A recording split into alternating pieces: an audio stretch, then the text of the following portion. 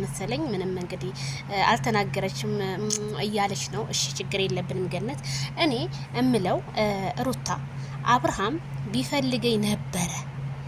ይሄው አመት ሙሉ እኮ ነው አንፈላለግም፣ አልፈልግሽም፣ አልፈልግህም ስትባባሉ የነበራችሁት። በዛ ላይ በልጁ ህፃኑ ልጅ ሚዲያ ላይ የመጣው ዛሬ አይደለም፣ ትናንት በጣም ህፃን ገና እያለ 1 ወር እንደሆነ ነው ያወጣችሁት።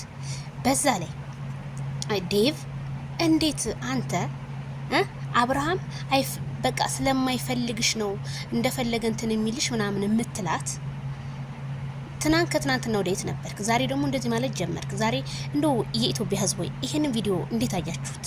ምንስ ስም እንስጠው ለዚህ ለቪዲዮ? ክፍል 1 ክፍል 2 ክፍል ስንት ደረሰ እንበለው? በጣም ነው የገረመኝ። የሰው ልጅ ትዳር አንዳንድ መሀይሞች እኔ አስተያየት ስሰጥ ሩታን እንደሃለ ይችላሉ ቆርቆሮች። እኔ ሀሳብ ነው የሰጠሁት። ሩታ እንደዚህ ያለ እናንተ የሩታ እህት ናችሁ፣ እናት ናችሁ፣ አባት ምን አገባችሁ? ቆርቆሮቹ በደንብ አድርጋችሁ ማከማ እንዴት እንደሆንሽ ደግሞ ሁልሽም ስለማቅሽ ማለት ነው። አይበርደኝ አይሞቀኝ ልትሄድ። ሲቀጥል ሩታ ሀብቴ አንድ ቀን እንኳን ኦዲየንስን ሰምታ ቢሆን እዚህ ባልደረሰች ነበረ።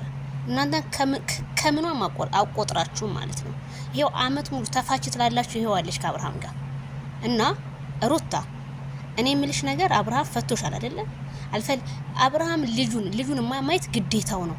ግን ህፃን ልጅ የምትይው ህፃን ልጄን እየመጣ ሰራተኛ ማስቀምጬለታለሁኝ ልጄን እየመጣ ባይወስድ እያልሽ ነውና አብርሃም ልጁን የማየት መብት አለበት። ግን ሌላ ሴት ደግሞ ይዞ ሄዶ ባያሳይ እሱ ለኔም ቅርብ ብሎ ታንተና ተናግሬያለሁ።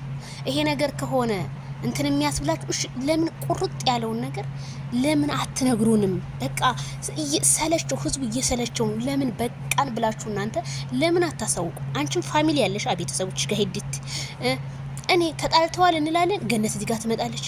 ተጣልተዋልና እንትና ከበደ እዛ ጋር ይመጣል።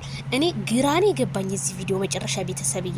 ስለዚህ ዴቭ እንደ ትልቅ ሰውኝ ትልቅ ነህ አይደል? አክብረህ ወንድምህን ገስጠህ ሚዲያ ላይ እየተጠቆርክ ነው ብለህ ወንድምህን በመጀመሪያ ምከር። ከዛ ወደ ሌላ ሰው ምክር ትሄዳለህ። አንተ ግን አብርሃምንም አንተም ትመጣለህ ታስቆሳለህ፣ ያም ሌላ ይመጣል። በቃ አንተ እስኪ ከካሜራ ጀርባ ሆነ አብርሃም ምከረው። ይሄ ቪዲዮ ይመጥነናል፣ ይሄ ቪዲዮ አይመጥነንም ብለህ እኔ ይሄን ነው የምለው። ቤተሰብዬ የወደዳችሁ